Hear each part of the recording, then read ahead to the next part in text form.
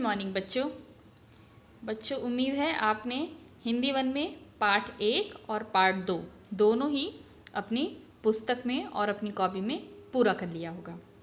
आज हम पार्ट 3 शब्द और वाक्य इस पार्ट को पढ़ेंगे।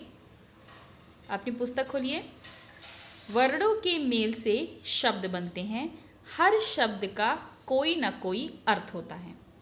आज मैं आपको बताऊंगी कि शब्द कैसे बनते हैं। आप पहला चित्र देख रहे होंगे या यह चित्र एक लड़का का है। लड़का कैसे बना है? ल ड़ का पे आ की मात्रा, लड़का।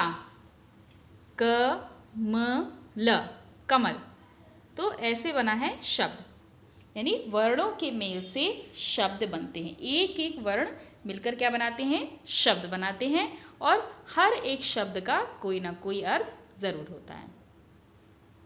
यदि हम लड़का को क ड़ ल कर दें, क को आगे कर दें, बीच में ड़ कर दें और ल को आखिर में कर दें तो क्या बन जाएगा? काड़ल।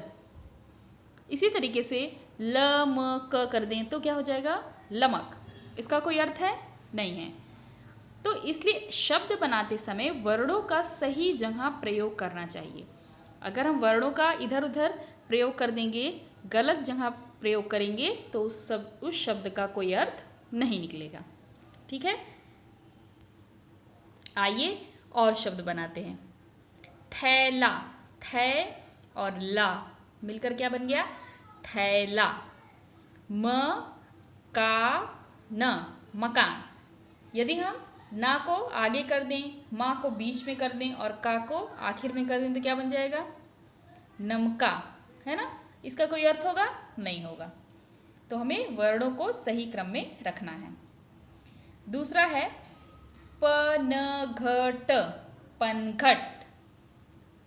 इसी तरीके से गुड़िया, गुड़िया।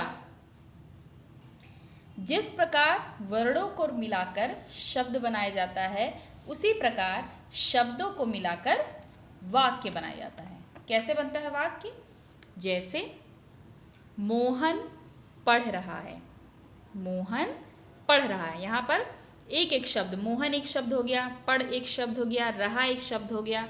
ठीक है, इन सभी को मिलाकर क्या बन गया? वाक्य। मोहन पढ़ रहा है।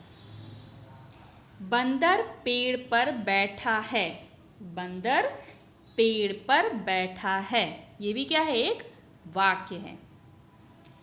पतंग उड़ रही है, पतंग उड़ रही है। यहाँ पर भी शब्दों को मिलाकर के क्या बन गया?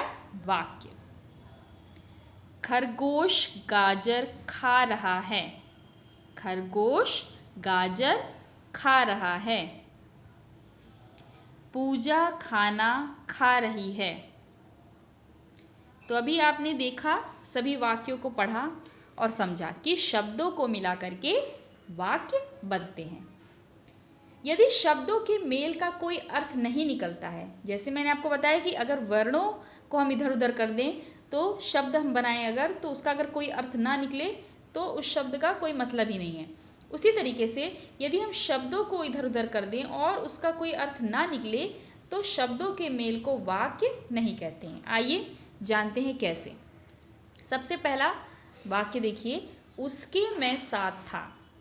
अब आपको कुछ इसमें अजीब लग रहा होगा ना, उसके मैं साथ था। दूसरा वाक्य पढ़ते हैं, सार्थक अभिनव को ने पढ़ाया। बंदर है छत है पर छत। आप तीनों वाक्य को अगर ध्यान से पढ़ें तो आपको ये पता चलेगा कि इन तीनों का कोई अर्थ नहीं निकलता है। इन शब्द समूहों का कोई स्पष्ट अर्थ नहीं है। इसलिए इन शब्द समूहों से बात समझ में नहीं आ रही है। आपको कुछ समझ में आ रहा है? कुछ भी नहीं समझ में आ रहा है, इसलिए ये वाक्य नहीं कहलाएंगे। वाक्य के लिए इन शब्द समूहों को इस प्रकार भी लिखा जा सकता है। कैसे? मैं उसके साथ था। ठीक है, ये जो वाक्य है ये सही है, क्योंकि यहाँ पर जो हम शब्द समूह जो यहाँ पर लिख रहे हैं इनका अर्थ समझ में आ रहा है, इनकी बात समझ में आ रही है इन शब्द समूहों से। सार्थक ने अभिनव को पढ़ाया। ऊपर वाला वाक्य क्या था? सार्थक अभिनव कोने पढ़ाया। कुछ नहीं समझ में आया। अब देखिए इस वाक्य में, सार्थक ने अभिनव को पढ़ाया।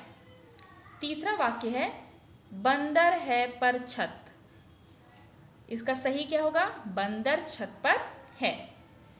तो इस तरीके से जिन शब्द समूह से पूरी बात समझ में आए उसे ही वाक्य कहेंगे।